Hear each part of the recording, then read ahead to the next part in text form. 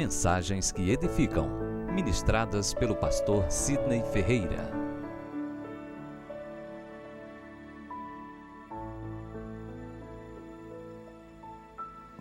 Glória a Deus.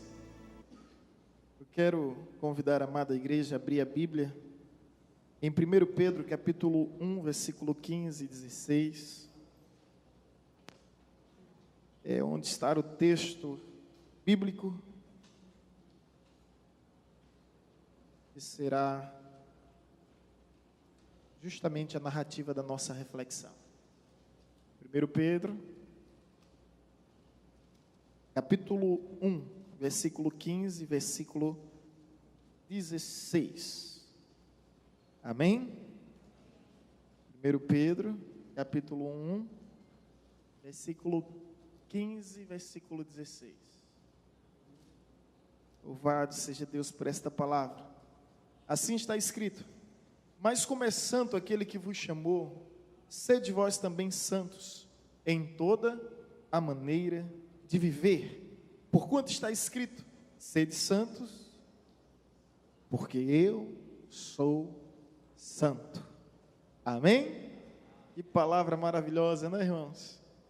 Deus tem essas palavras fortes, impactantes, que reverbera ao ponto de arrepiar a alma.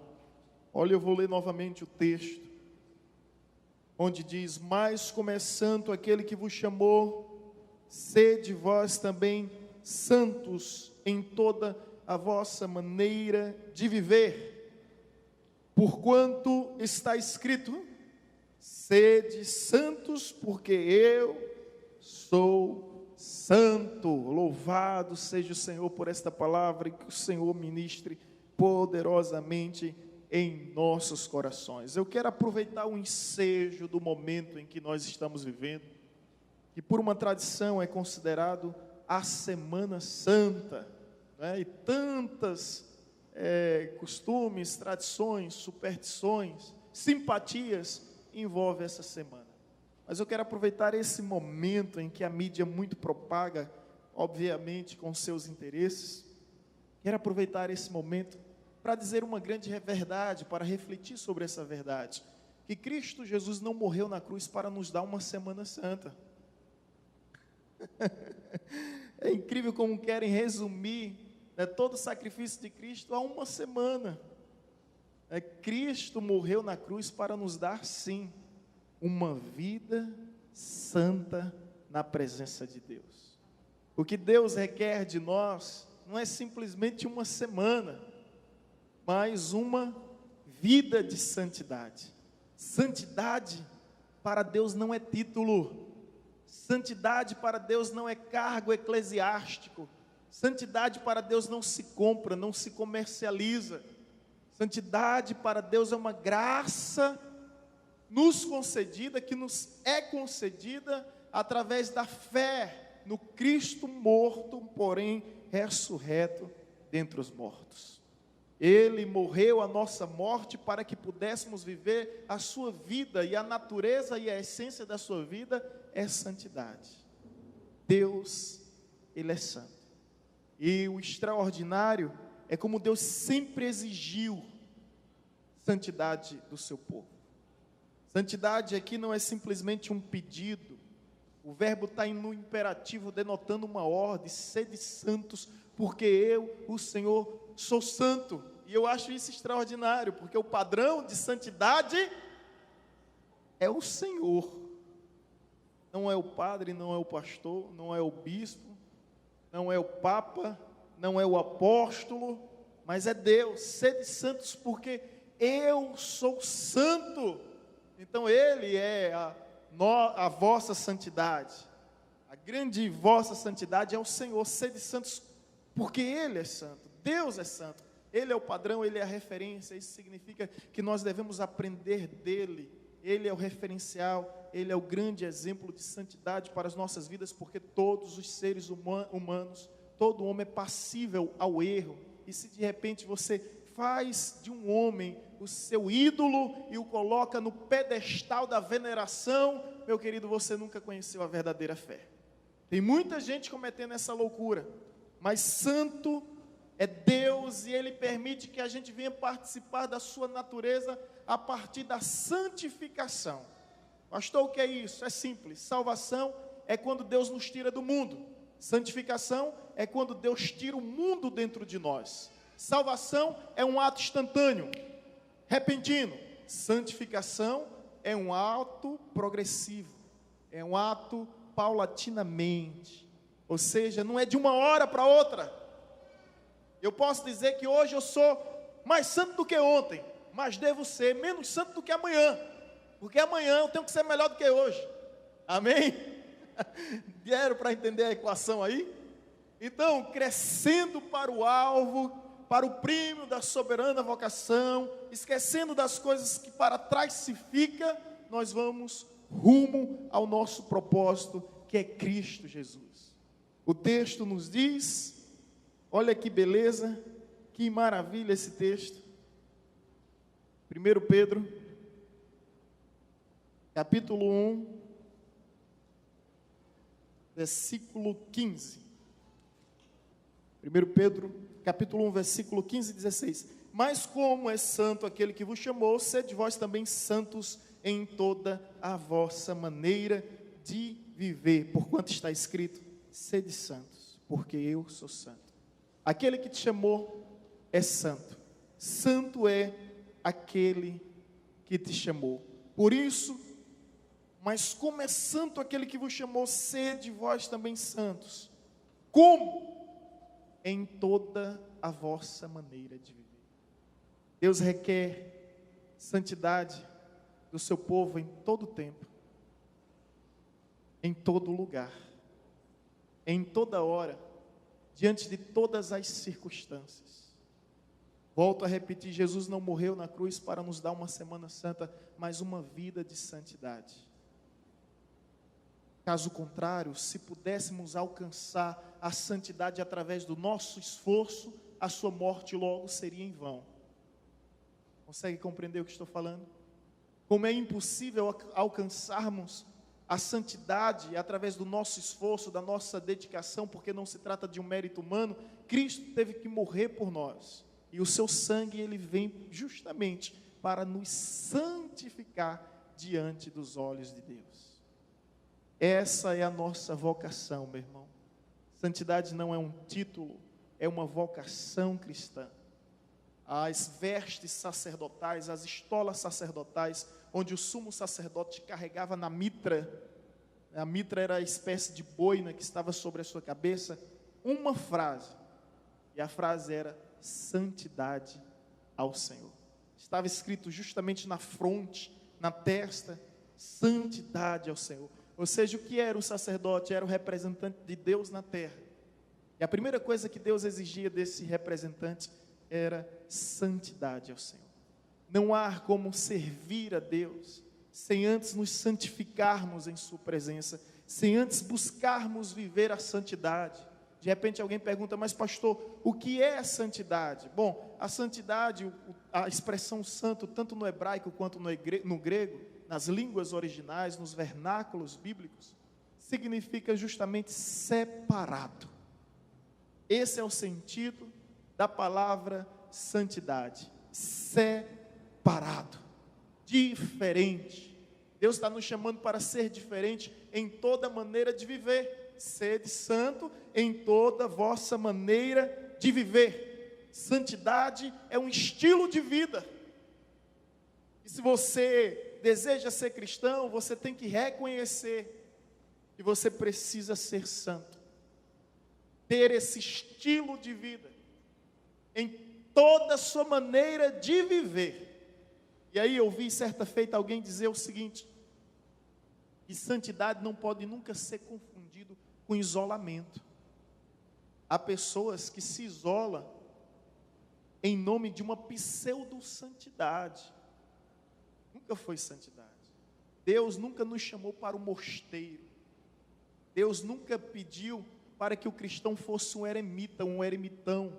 São pessoas que se isolam no deserto, em busca de experiências religiosas, em busca do nirvana, para alcançar a perfeição. São os eremitas. E pensa que dessa forma se aproxima de Deus. Separado, meu irmão, tem uma outra conotação, e eu acho extraordinário quando Jesus olha para os seus apóstolos, discípulos, e diz: eu não peço que os tire do mundo, mas que os guarde nesse mundo. É interessante esse evangelho que diz bem assim: olha, eis que vos enviarei como ovelhas para o meio dos para o meio dos lobos. E aí você vai entendendo o que é santidade, quando Jesus diz bem assim: olha, vós sereis luz desse mundo, sal dessa terra. Não é luz do luz, não é sal do sal, mas é luz do mundo. É sal dessa terra, e não importa o tamanho da luz, ela sempre fará a diferença em meio à escuridão. Ela sempre brilhará e resplandecerá diante das trevas. Por isso Jesus nos chama para sermos luzeiros desse mundo, brilharmos aonde Ele nos enviar, seja no seu local de trabalho, seja no seu local escolar, seja onde Deus lhe enviar, ser luz do mundo. Ser sal da terra, não sal no saleiro, mas o sal para trazer o tempero, o sal para preservar o alimento. Agora imagine, se a igreja sai desse mundo, o que é que acontece? Se a igreja não estivesse nesse mundo, o mundo viveria em escuridão, em plenas trevas. E se a igreja deixa de ser o sal desse mundo, o mundo apodrece. O mundo ainda não apodreceu por uma única razão. Quer que eu explique qual?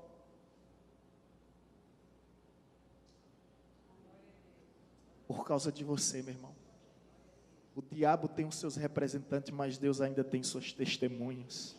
Deus ainda tem os seus remanescentes que não recua, não se acovarda, mas proclama dia e noite que ao Senhor pertence a salvação.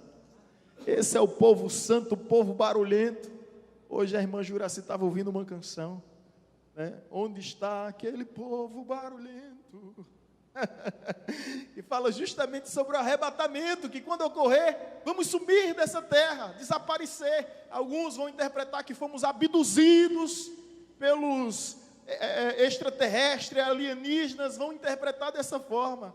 Mas acontece que quando o Senhor nos chamar, Ele há de nos chamar pelo próprio nome, pelo meu nome, pelo seu nome, pelo nosso nome, e a lei da gravidade já não vai ter mais poder para nos deter nesse lugar, porque seremos elevados às alturas e teremos o nosso corpo glorificado, aleluia, e estaremos com Ele nos ares, para todo sempre.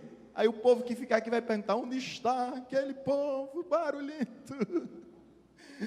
O Juraci estava ouvindo essa canção hoje, e eu lembrei agora, rapaz, e é assim mesmo que vai ser.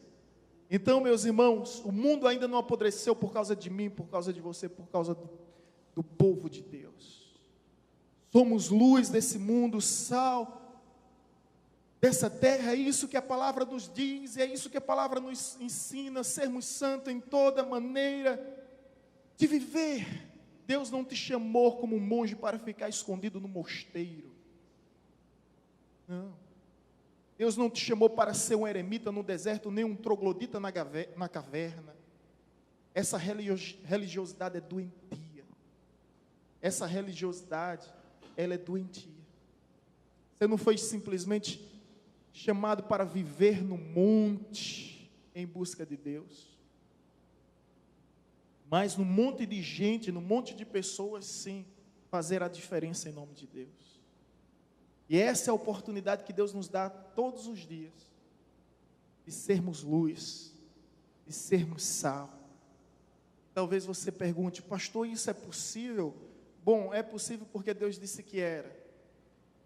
E segundo, é possível porque Ele me dá e nos dá muitos sinais na natureza. Quando o ministério estratagema de Deus, o ministério de hip hop, que invade a favela, os presídios, lá no Rio, as regiões da periferia, onde polícia não tem coragem de ir, um lugar extremamente perigoso, aqueles jovens vão. Deus deu uma canção a eles que eu nunca esqueci, que é justamente a canção que fala sobre a garça, a arte da garça, né? Me ajuda aí, eles vieram aqui, alguém lembra? É muito bem, querida. A graça da garça, a arte de viver em meio às lamas, sem sujar as vestes. Ele ia em um ônibus para o trabalho e ficou perguntando: Deus, como é que a gente faz? Entrar no presídio, na periferia, na favela? De que forma? O som que esses meninos ouvem é hip hop, é o rap.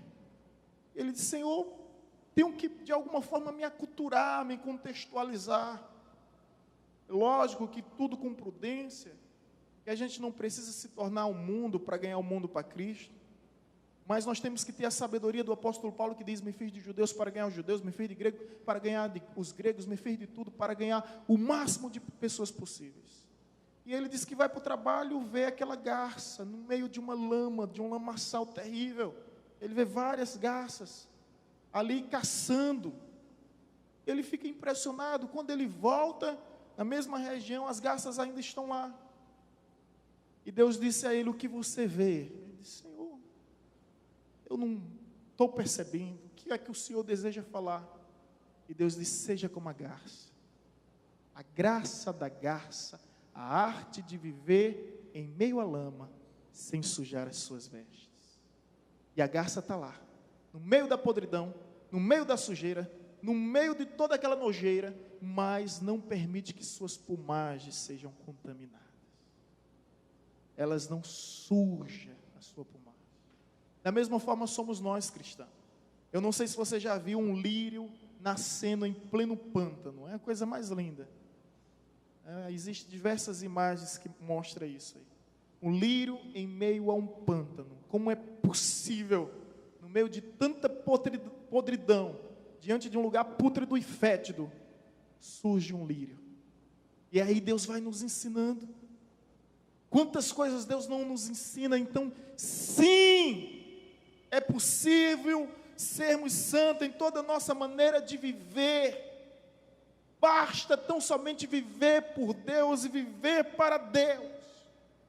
E esse texto de 1 Pedro 1, 15 e 16 falou muito ao meu coração, justamente nesse período em que muitos celebram uma Semana Santa, quando na verdade Deus nos escolheu para uma vida santa.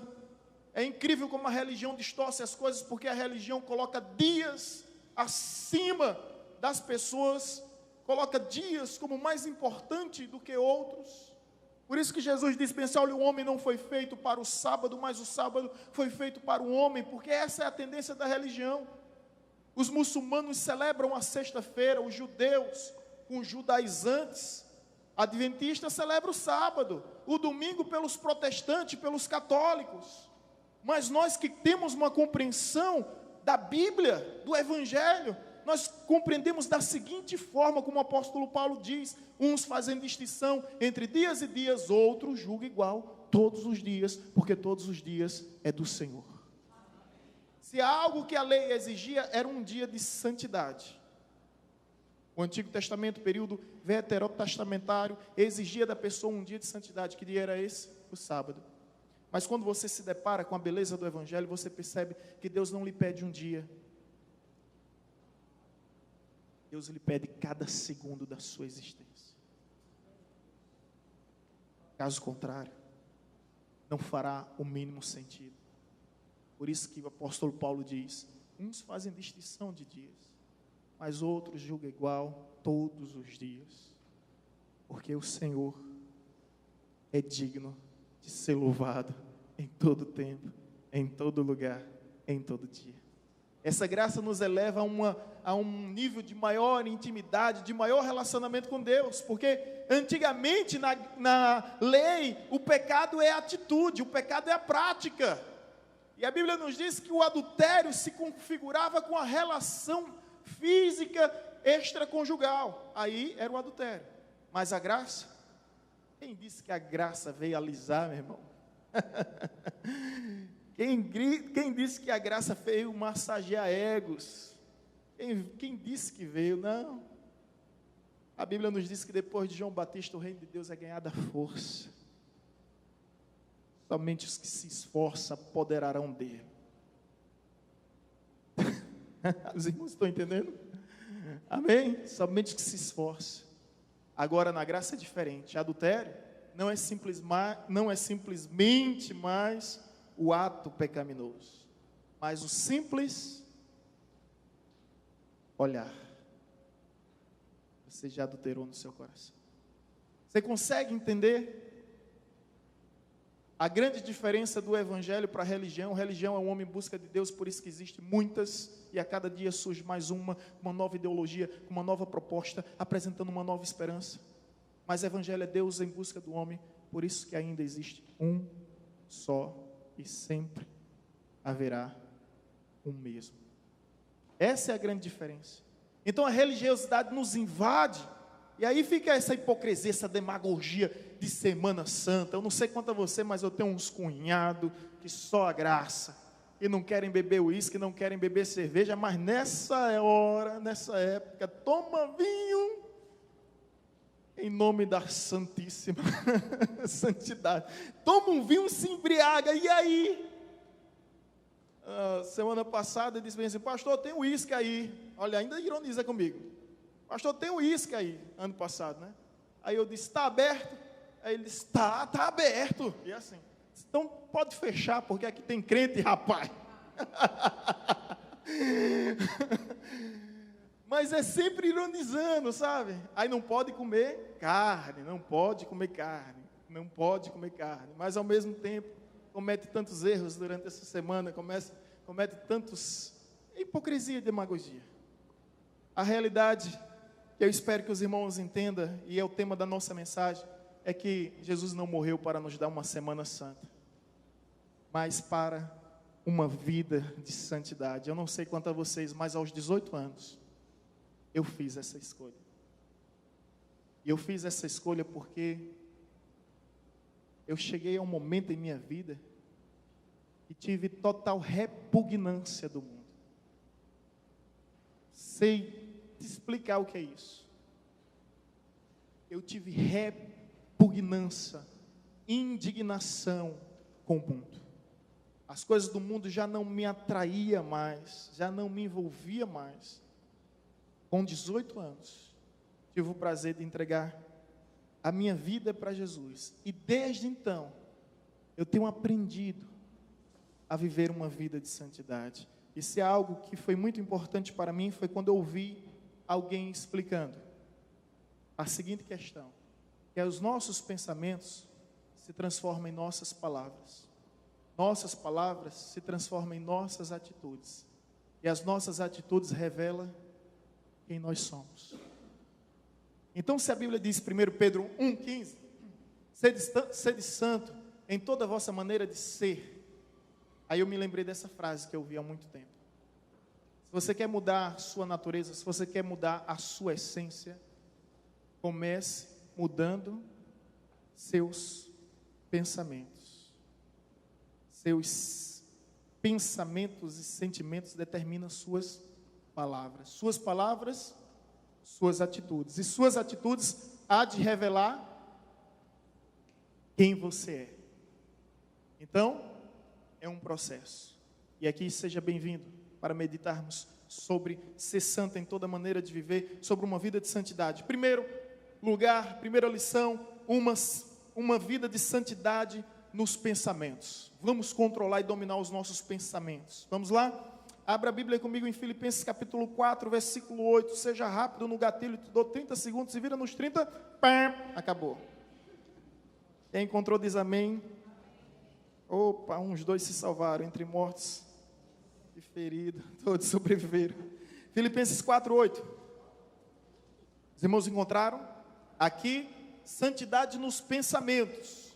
Filipenses 4, 8. O apóstolo Paulo diz o seguinte: finalmente, irmãos, tudo que é verdadeiro, tudo que é respeitável, tudo que é justo, tudo que é puro, tudo que é puro, tudo que é santo, ok? Tudo que é amável, tudo que é de boa fama, se alguma virtude há, se algum louvor existe, seja isso que ocupe o vosso pensamento. Então, como ser santo em toda maneira de viver, vamos controlar nosso pensamento. Já diz o ditado, oficina, mente vazia, oficina do diabo. Então ocupe o seu pensamento. Agora não ocupe o seu pensamento de coisas ruins. Procure ocupar seu pensamento com coisas boas. Você sabia que a Bíblia diz aquilo que como o homem pensa, assim será? Você sabia que a Bíblia nos fala isso? Você sabia que quando você pensa em algo, existe uma grande tendência dos céus conspirar a favor que se cumpra esse algo? É chamado poder dos pensamentos. Eu não quero ser esotérico aqui, mas eu só quero lembrar que o apóstolo Paulo disse o seguinte: o mal que eu temia, isso me sobreveio. Você começa a atrair, é como se fosse um campo magnético. Quando você pensa, alguém aqui já teve a sensação extrasensorial? Escuta aí, viu? Eu não sou psiquiatra não, viu? Nem paranormal. Olha só, a sensação extrasensorial é quando você está andando na rua e você pensa em fulano. Incrível. Você dobra a esquina, faz alguma coisa, você encontra aquela pessoa. Gente, eu passei uma situação em Recife. Eu fiquei no refeitório do seminário lembrando de uma pessoa. Eu disse: eita, meu amigo, fulano, ciclano, nunca mais ouvi. Tinha 3 anos ou 4 anos. Aí eu olhei por ele e disse: rapaz, se eu tivesse um cartão telefônico, eu ia ligar para ele. O telefone começou a tocar. Quando eu fui atender, era ele. Sidney, tudo bom? Peguei o telefone, rapaz, eu fiquei assim, abismado com aquilo. Né? Abismado com aquilo. Então, quando nós pensamos muito em algo, nós acabamos atraindo isso sobre nossas vidas. Ok? Está fora do script, mas só para que você tenha uma noção, eu faço questão de ler o texto que diz: assim como o homem pensa, isso é. Eu creio, esteja em Provérbios, a não ser que alguém tenha tirado daqui, tá? Provérbios, capítulo 23, versículo 7. Os irmãos encontraram? Olha só. Pois eles, Provérbios 23, versículo 7. Eu disse versículo 9, não foi? Provérbios 23, verso 7. Verso 7. Aí. Eu não gostei dessa tradução. Diz o seguinte: porque como imagina em sua alma, assim ele é. Assim como imagina em sua alma, assim ele é. Está assim escrito aí? Está escrito assim. Pois assim como imagina em sua alma, olha só o poder da imaginação, poder dos pensamentos, poder dos sentimentos. Tem um livro muito bom, O Campo da Batalha da Mente, de Joyce Meyer. Leia esse livro, muito bom, excelente livro. Ele vai falar que o maior campo de batalha é aqui, ó.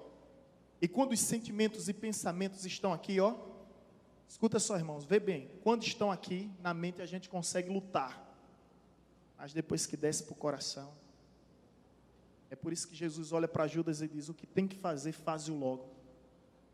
Porque não adianta, meu amigo, se torna um quadro irreversível. Por isso, enquanto estiver aqui, dá para lutar, mas se descer para o coração já era. Mas para que não venha descer para o coração, Filipenses 4:8. Tudo que é bom, se algum louvor existe, se alguma virtude há, seja isso que ocupe o vosso pensamento. Louvado seja Deus. Então, meus irmãos, santidade através dos nossos pensamentos. Então comece a viver uma vida de santidade, controlando os seus pensamentos. E aí escuta uma coisa que Martinho Lutero disse há muito tempo sobre tentação, porque ninguém é culpado de ser tentado. A tentação não é pecado, ela pode nos induzir ao pecado. E Martinho Lutero disse o seguinte: nós não podemos impedir que um pássaro pouse sobre a nossa cabeça, mas podemos sim impedir que ele venha e faça um ninho. Então o que é que eu quero te dizer? Todos os dias nós pecamos, por palavras, por procedimentos ou por pensamentos. Eu estou todo dia, irmãos, brigando com um velho homem. Vem cada pensamento mal assombrado, eu digo: vai para lá, Satanás. Vai para lá, Satanás. Abrindo o ensejo aqui, eu vi 2 figuras agora e aconteceu essa semana, né? Aí eu lembrei aqui de Antônio e de Nelton, seu Nelton, né? De uma situação que, às vezes, o velho homem tenta ressurgir, né? E uma foi com o Nicó, há uns 2 anos aqui na construção, eu me estressei com os pedreiros, que estavam pensando que crente era banana, né? Aí eu fui mostrar para ele que crente é macaxeira. E crente também é macaxeira. Aí Nicó disse assim, pastor, não se estresse. Não se estresse, olha uma coisa, se tiver que brigar, brigo eu no seu lugar, mas o seu não. Eu achei lindo isso, porque eu sei que não é simplesmente uma preocupação com a minha vida, mas é uma preocupação com o reino de Deus. Olha, não se estresse, se tiver que se estressar, eu me estresso no seu lugar, se tiver que brigar, eu tenho que brigar. Eu achei lindo. E agora, segunda-feira, a gente no futebol, e futebol, meu irmão, só graça de Deus, né? Tivemos um futebolzinho, depois ficamos para um outro futebol, né? Na segunda-feira. Tivemos o time da igreja e eu, naquela ânsia, né, de querer jogar, fiquei para outro time que não é da igreja, que é um baba mundano. Em outra ocasião, eu jogando nesse futebol, né, um rapaz entrou duro em mim. Eu disse, calma, rapaz. Ele olhou para mim e disse, está achando ruim, vai dançar balé. O velho homem quase que dizia, dançar comigo agora. E eu fiquei calado. Aí nessa, Antônio estava, presenciou. Aí o rapaz brigou lá, reclamou comigo, né? Futebol tem muito isso, e eu calado. Nosso time perdeu, depois nosso time voltou. E aí ele veio reclamar de novo. Eu disse, cala a sua boca, porque a mesma coisa que você paga para estar aqui, eu também pago. Ninguém é melhor do que ninguém, se respeite, rapaz. Né? Aí saí bravo mesmo, né? E ele não tem cristão lá, né? Só eu, Antônio, o irmão Braz, Davidson e alguns, posso estar esquecendo o nome. Mas eu disse, Toninho, quase que o velho homem ressurge. Ele disse, pastor, deixa o velho homem morto. Se tiver que ressurgir, que ressurge o meu. Deixa que eu me responsabilizo. E eu achei lindo isso. Na hora que ele falou isso, você me fez lembrar de Nelton agora, né? Deixa que... Depois nós fomos jogar de novo. Quem disse que o goleiro falou mais nada? Não falou mais nada. Mas são essas situações da vida. Tom estava lá também, não era, Tom? Tom estava lá com a gente. São essas situações da vida onde o velho homem quer ressurgir a cada instante. E algo que eu aprendo com Davi é que quando Davi derrubou o gigante com uma pedra, ele não se contentou e nem se conformou em derrubar o gigante. O texto nos diz que ele correu em direção ao gigante, ele não tinha arma, pegou a arma do gigante e decapitou o gigante, porque ele sabia, ele vai se levantar. A qualquer momento ele vai se levantar e o negócio vai ficar feio. Então o que é que nós temos que fazer? Matar o velho homem.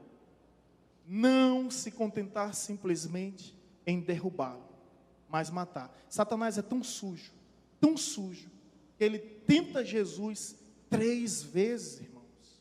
Ele tenta Jesus no corpo, na alma e no espírito. Tenta Jesus no corpo, transformando pedras em pães, oferecendo a Jesus isso. Tenta Jesus na alma quando disse que todos os reis, ou melhor, lança-te daqui do pináculo do templo, porque todos verão e acreditarão em ti. É a alma, o ego. Depois ele tenta Jesus para adoração. Se prostrados me adorares, eu te darei todos os reinos da terra, que é justamente a ambição do poder. Em 3 vezes em todas as áreas. Agora, quando é que Satanás tenta Jesus? Quando Jesus está na Caná da Galileia, na festa do casamento. Não. Quando é que ele tenta Jesus? É quando Jesus está dentro da igreja, na sinagoga, louvando, adorando? Não. Quando Jesus está com os seus discípulos? Não. Quando é que ele tenta com Jesus? Depois que Jesus estava 40 dias no deserto, sem nada comer, em plena consagração.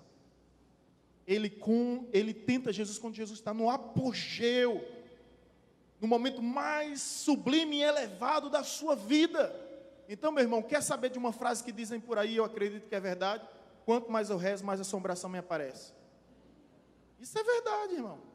Quanto mais você se aproxima de Deus, eu me converti, eu nunca vi tanta luta na face da terra.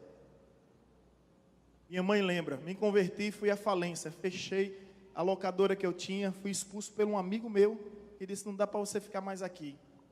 Horrível, bati o carro da empresa. Nunca tinha batido o carro. Entrei debaixo de um caminhão. Foi tempos terríveis. Em tudo isso, em menos de 2 meses, minha mãe chegou para mim e disse, meu filho, essa é a prova do novo nascimento. E o que é isso? Prova do novo nascimento.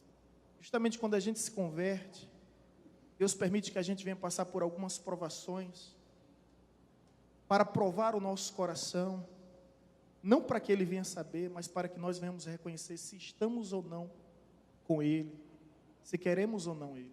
Interessante que a estrada do Egito para Canaã era 11 dias, o povo passa 40 anos e Deus diz, vou levá-los pela estrada mais longe, para que quando vierem os problemas, eles não voltem atrás.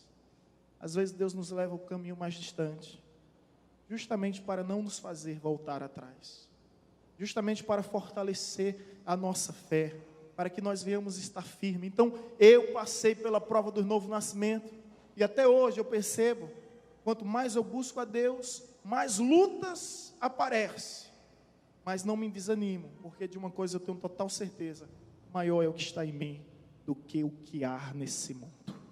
O inimigo pode investir, ele pode vir por um caminho, mas por 7 caminhos ele fugirão. Na realidade, o inimigo só vem para te promover. Quer ver uma coisa? Davi, antes de subir no trono e ser rei de Israel, antes da promessa se cumprir, ele venceu um leão, depois venceu um urso, depois venceu um gigante.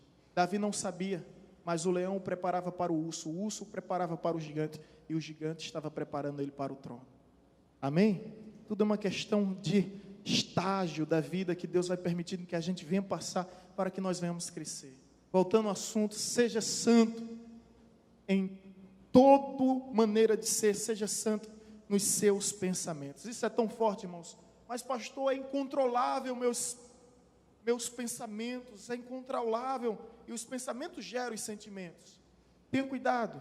Algumas dicas boas. A Bíblia nos diz bem assim, que os olhos são a janela da alma. Aquilo que olho não vê, coração não sente. Olha o que a Bíblia nos diz no Salmo 101, versículo 3. Abre aí, por favor. Salmo 101, versículo 3. Você vai ver agora, meu irmão, como é perigoso esse olhar. Salmo 101, eu tenho que dizer a referência e ler, para que se você puder marcar, marca. E vai ser bênção na tua vida.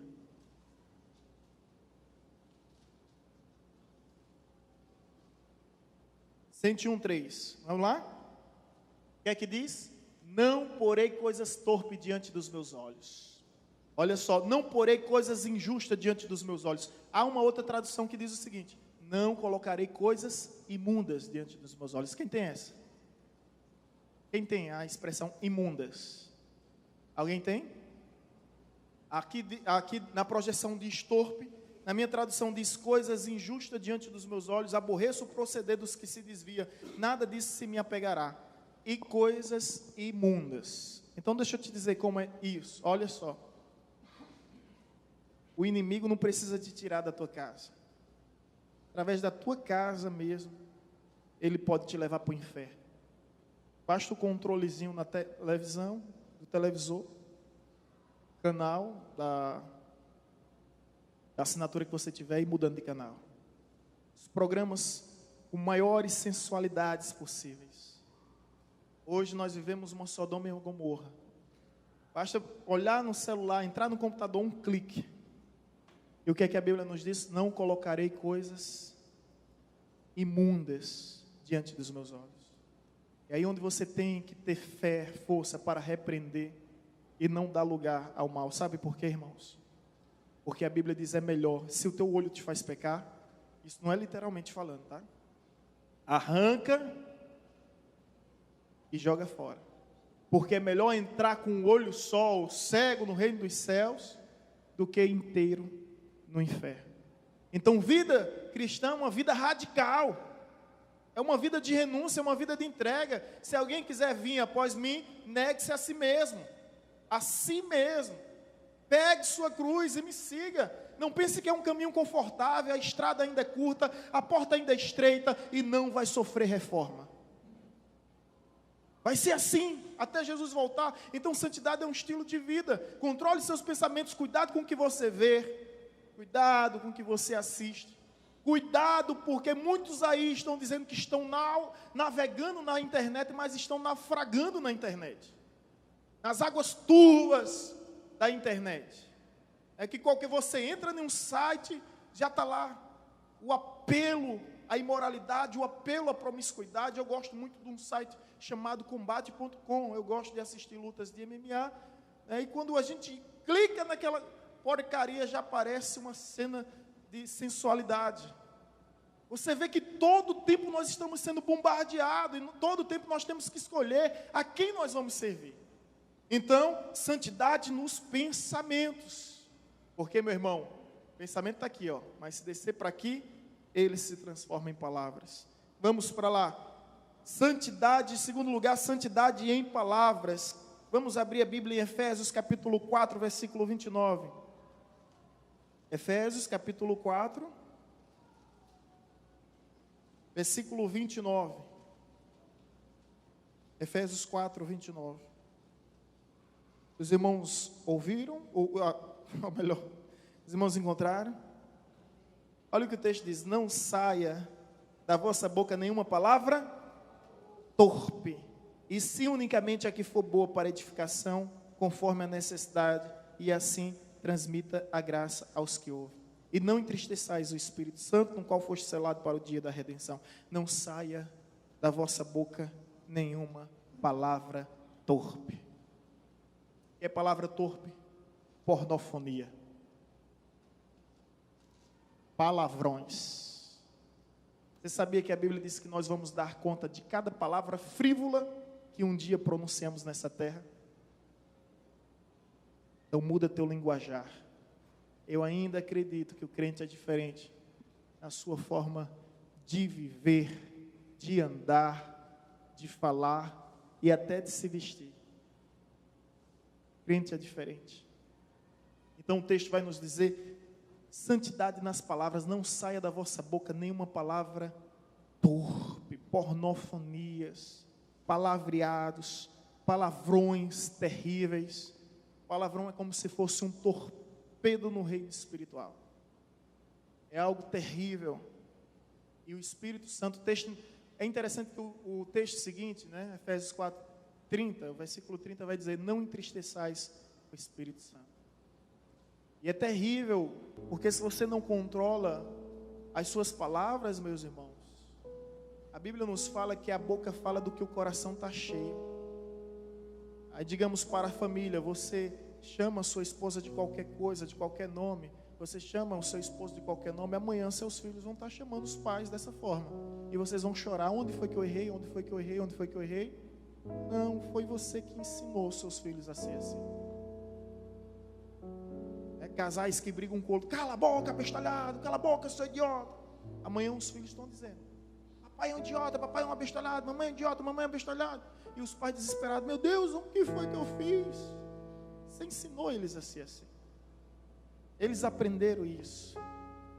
Eles aprenderam. Então não saia da vossa boca nenhuma palavra torpe. Mas o texto continua dizendo o seguinte: mas sim unicamente que for boa para edificação. Então, meu irmão, escuta só: se você não tem algo para falar que não seja para a edificação do teu irmão, ei, fica calado. Se algo que você tem a dizer não vier para edificação, fica calado. Ah, pastor, eu não consigo contar de 1 até 10 como a psicologia ensina. Tenta contar de 1 até 1000, então. Eu não consigo, tenta. 10 é muito pouco, ainda estou furioso. Mas não fala, irmãos, porque a Bíblia diz que as palavras são como flechas. E as palavras, a Bíblia nos diz que elas ferem. E às vezes agride mais do que até uma atitude. Então tenha cuidado, principalmente quando nós somos cristãos, e aí entendemos que a Bíblia nos ensina que a boca fala do que o coração está cheio. Aí o negócio fica feio. Porque se falou, é porque de alguma forma pensa a esse respeito. Então vamos ser santos também, em nome de Jesus, na nossa maneira de falar. E sobre isso, a Bíblia ainda nos diz em Colossenses 4:6. Você está em Efésios, vai um pouco adiante. Colossenses capítulo 4, versículo 6. Colossenses 4:6. Amém? Assim diz, Colossenses 4:6. A vossa palavra seja sempre agradável, temperada com sal, para saberdes como devereis responder a cada um. É por isso que quando Jesus não tinha o que falar, Jesus ficou em silêncio. Não por falta de argumento, mas justamente por suas palavras não promover a edificação. Por que você acha que Jesus ficou em silêncio diante de Pilatos? Diante de Anás, de Caifás, de Herodes? Dizem por aí que quem cala consente. Seria isso? Evidentemente que não. Dizem por aí que quem cala é porque não tem o que falar. Evidentemente que não. Jesus fica em silêncio por um único motivo. Ele não quer se rebaixar ao mesmo nível. É por isso que Romanos 12:21 diz: não te deixes vencer do mal, mas vença o mal com o bem. Só há uma força no universo capaz de vencer o mal, que é justamente o bem. Não procure enfrentar o inimigo com as armas do inimigo, meu irmão. Golias olha para Davi e diz: eu vou a você com espada, com lança, com escudo e com armadura. E Davi diz: pode vir, eu só vou a ti em nome do Senhor dos Exércitos. É em nome do Senhor dos Exércitos que nós obtemos o êxito, que nós obtemos a vitória, que nós obtemos a conquista, que nós obtemos o sucesso, que nós obtemos a vitória. É em nome do Senhor dos Exércitos. Uns fazem menção de carros e cavalos, mas nós faremos menção do nome do Senhor dos Exércitos, porque carros se quebra, cavalos se cansa, mas o Senhor dos Exércitos é quem nos guarda, é o guarda de Israel que nem dorme nem tosqueneja. Ele é quem nos guarda. Louvado seja seu nome. Santo em pensamentos, santo em palavras e por fim, santo em procedimento. 2 Pedro 3:11. 2 Pedro 3:11. 2 Pedro, capítulo 3, versículo 11. Assim está escrito, irmãos: visto que todas essas coisas hão de ser assim desfeitas, devieis ser tais como os que vivem em santo procedimento e piedade. Visto que tudo nesse mundo há de ser desfeito, não vale a pena fortalecer raízes, fincar estacas nessa terra, quando nós reconhecemos que somos apenas peregrinos, forasteiros nesse mundo. A nossa pátria está nos céus. Nossa glória, nossa vitória, nossa redenção está nos céus. Então, visto que nós estamos aqui somente de passagem, seja santo em todo procedimento. Pensamentos determinando as palavras e agora as palavras determinando os procedimentos. Atitudes, gestos. Como já disse alguém chamado Altmani, nós não somos um corpo usufruindo de experiências espirituais. Nós somos sim um espírito desfrutando de experiências materiais. Simples. Tudo nesse mundo é passageiro, tudo nesse mundo é transitório, tudo nesse mundo é efêmero. E a Bíblia nos diz que quando passa dos 70, é canseira e enfado. Então o limite da vida estabelecido pelo próprio Deus são 70 anos. Depois de 70 anos, o camarada já começa a fazer hora extra, já começa a ser teimoso, biblicamente falando, ok? Eu quero passar dos 70, eu quero chegar aos 80. Eu quero sim. Mas eu quero chegar nessa consciência, né, de que a nossa vida nesse mundo é breve, que a nossa vida nesse mundo é passageira, e que você não pode trocar aquilo que é eterno por aquilo que é temporal. Que tolice seria! Que tolice seria essa? Então seja santo em todo procedimento, conforme nos diz o texto, visto que todas essas coisas hão de ser assim desfeitas, devieis ser tais como os que vivem em santo procedimento, atitudes santas diante do Senhor. Até mesmo porque, irmão, saiba de uma coisa, se você ainda não parou para pensar nisso, você está sendo observado. A Bíblia nos diz que há uma nuvem de testemunhas sobre nós em todo o tempo. Nuvem de testemunha. Você está sendo observado em tudo que é lugar. Você não percebe, mas você está sendo observado.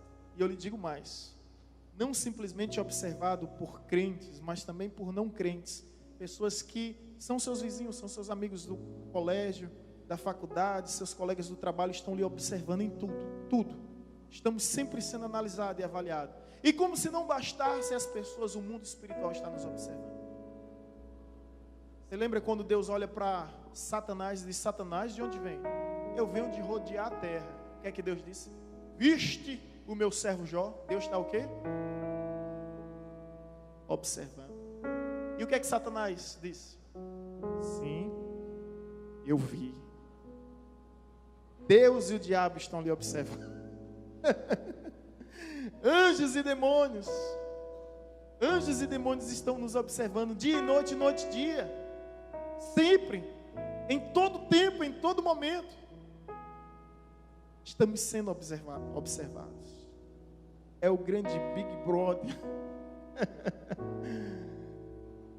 Estamos sendo observados. E tudo que nós fazemos aqui nessa terra passa no telão, lá no céu. Passa lá no telão, diante de Deus. Não há como esconder nada dele. Essa é a nossa vocação. Sermos santos. Eu gostaria de te convidar a ler somente mais um texto. E assim encerrarmos orando. 1 Tessalonicenses capítulo 5. Versículo 23. Os irmãos encontraram? O mesmo Deus da paz vos santifique escuta, pensamentos, palavras, procedimento. O mesmo Deus da paz vos santifique em tudo. Ei, escuta ainda. Deus não quer uma parte de você. Deus quer o todo. Deus quer o todo. E digo mais. Coloque uma coisa na sua cabeça: se Deus não fosse o primeiro em sua vida, Ele não vai aceitar ser o segundo e terceiro. Deus não disputa segundo e terceiro lugar. Ou Ele é primeiro, ou Ele não é. O mesmo Deus da paz vos santifique em tudo, e o vosso espírito, alma e corpo sejam conservados íntegros e irrepreensíveis na vinda do nosso Senhor Jesus Cristo. É isso? Deixa eu ver essa versão. E o próprio Deus de paz vos santifique completamente. Gostei dessa versão. E o vosso espírito e alma e corpo sejam plenamente conservados e irrepreensíveis para a vinda do nosso Senhor Jesus Cristo. Por quê? Porque até a vinda do nosso Senhor Jesus Cristo, escute, o diabo não teme a crente, o diabo não teme a católicos, o diabo não teme a religiosos, o diabo não teme a teólogos, o diabo não teme a ministro de louvor, a pastor, a bispo, a papa, o diabo não teme a sábios, o diabo não teme a justos, o diabo não teme a ricos, o diabo não teme a fortes, o diabo só teme a homens santos. E são justamente os homens santos que vão subir para a glória eterna. Aleluia. Glória a Deus. Quando Jesus vier, somente os santos. Lembra daquela historinha que eu já contei há algum tempo aqui? Em que um camarada queria esquentar a carteira. Pastor, tenho que esquentar a carteira, O filho, não faça isso. Não faça isso, isso é muito prejudicial. O Ministério da Saúde Espiritual adverte. Esquentar a carteira faz mal à saúde. Gera desvio e afastamento. Não, mas pastor, é a oportunidade da minha vida. Não faça isso. Ele disse: pastor, ele olhou bem incisivo para mim, de uma forma bem enfática: O mundo é dos espertos, pastor. O mundo é dos espertos. Eu disse, você tem toda a razão. O mundo é e sempre vai ser dos espertos, mas não se esqueça de uma coisa: os céus é dos santos, e somente aquele que se santifica entrará no reino da glória eterna. Aleluia.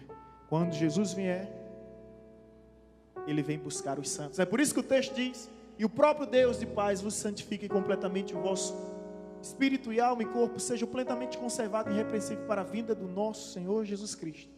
Para a vinda, olha só, ei, nos santificamos para a vinda de Jesus. Jesus pode vir a qualquer momento, a qualquer hora.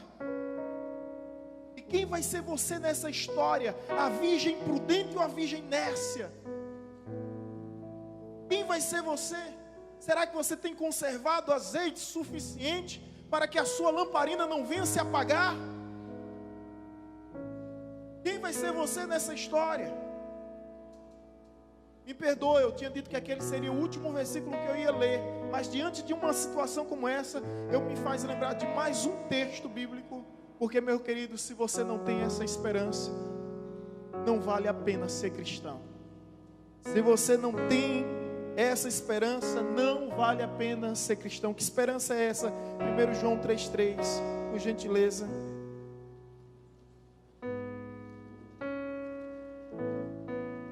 Não vale a pena ser cristão se essa não for a esperança da sua vida.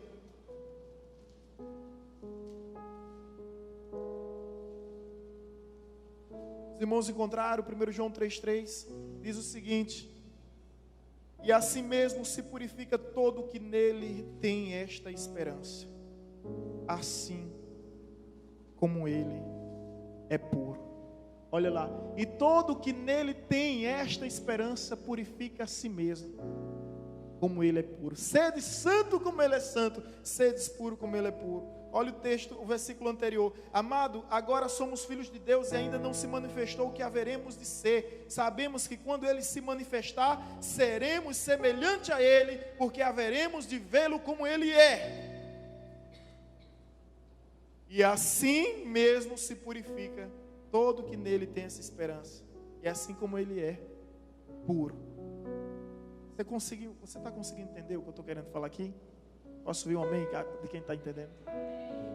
Se você tem a esperança de um dia morar no céu, se você tem a esperança de um dia ver o teu Senhor, Criador, Salvador, Redentor, face a face, se você tem esse anseio, meu querido, se purifique, se santifique, porque está escrito: sem santidade, é que está escrito?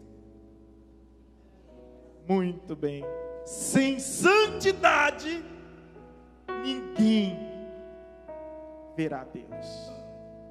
Independente do cargo, independente do título, independente da experiência, independente das contribuições, independente da influência, sem santidade ninguém verá Deus. Amém, irmãos? É fácil não. Por isso que o apóstolo Paulo diz no 1 Coríntios 9:27: esmurro o meu corpo e o levo à escravidão, para que, tendo pregado a outros, eu mesmo não seja envergonhado. Ou seja, o ministério não pode ser censurado por causa de mim, por causa de você. Não pode ser maculado por causa de mim, por causa de você. Pastor, fulano ali está envergonhando o evangelho. O senhor não sabe o que é que ele está falando. É o quê? O senhor não sabe o que é que ele está fazendo. É o quê? Não, o que você disse? Fulano está envergonhando o evangelho. Calma, garoto, ninguém envergonha o evangelho. Ninguém envergonha o evangelho. A pessoa se envergonha a si mesma. Ela se expõe ao ridículo, ao vexame, ao constrangimento. Mas o evangelho sempre será puro. O evangelho sempre será imaculado. O evangelho sempre será santo. Porque o evangelho é uma pessoa.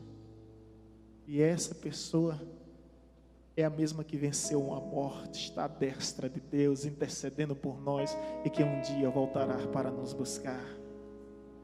Então não se escandalize com os escândalos dos outros, Porque quando eu olho, hoje mesmo o pastor Joilson veio aqui na cidade e mandou um abraço especial para todos os irmãos. Ele falando sobre um colega, um antigo colega de ministério. Mas o que é isso? Fulano está envergonhando, fulano está escandalizando o pastor, com todo respeito. Não está envergonhando, não está escandalizando o evangelho, porque o evangelho é puro, o evangelho é santo. Não há homem que possa macular o evangelho. Não há testemunhos nessa terra que possa fazer o evangelho ser maculado. Você consegue entender o que eu estou dizendo, irmãos? Consegue compreender? Concorda comigo? Amém? Então, se amanhã alguém se desviar, se amanhã alguém se afastar, essa pessoa que vai estar se envergonhando a si mesmo. O evangelho do nosso Senhor Jesus Cristo sempre será belo, nada poderá tirar sua beleza, sempre será santo, nada poderá tirar sua santidade. Amém? Amém, amém, amém, amém? Então te encontro no céu. Temos uma viagem marcada, já carimbei meu passaporte, a gente se encontra lá para a glória eterna. Te encontro no céu. Diga aí para a pessoa que está ao seu lado, desiste não, irmão. Persevera até o fim. Persevera até o fim. Temos um encontro marcado. Irmãos, eita, quando aquele dia chegar, eu vou ter o maior orgulho e alegria de dar um abraço em vocês e receber um abraço de vocês, né? Vai ser demais. Vai ser demais. Oi? Quer que tenha o nosso nome, Ana? Tem esse mistério ainda também, né, Ana? A Bíblia diz que nós teremos um nome que ninguém conhece. Que ninguém conhece. Olha só, se você não gosta do seu nome, no céu você não vai ter trauma. No céu você não vai ter bloqueio algum, né? Porque Jesus vai mudar o seu nome. Tenha certeza que Ele vai dar um bom nome para você, tá? Não fica chateado com seus pais, não. Tem cada nome esquisito, né? Tem cada nome esquisito, mas graças a Deus no céu não haverá problema nenhum. Nós receberemos dele um novo nome. É lindo demais. Por isso, não é história da carochinha não, irmãos. Não é fábula nem fantasia. O céu é de verdade, o céu é real. E eu tenho a esperança de um dia morar no céu. É por essa razão que eu procuro me santificar em tudo. E posso concluir igual o apóstolo Paulo. Não que eu tenha alcançado a perfeição, mas uma coisa eu faço: eu esqueço das coisas que para trás se ficam. Prossigo para o alvo, para as que diante de mim estão, para o prêmio da soberana vocação em Cristo Jesus. Ser cristão é essa habilidade de se desvencilhar do passado, ter resiliência para viver o presente com foco no futuro. O nosso alvo é um só: Jesus Cristo. Jesus Cristo. Jesus Cristo.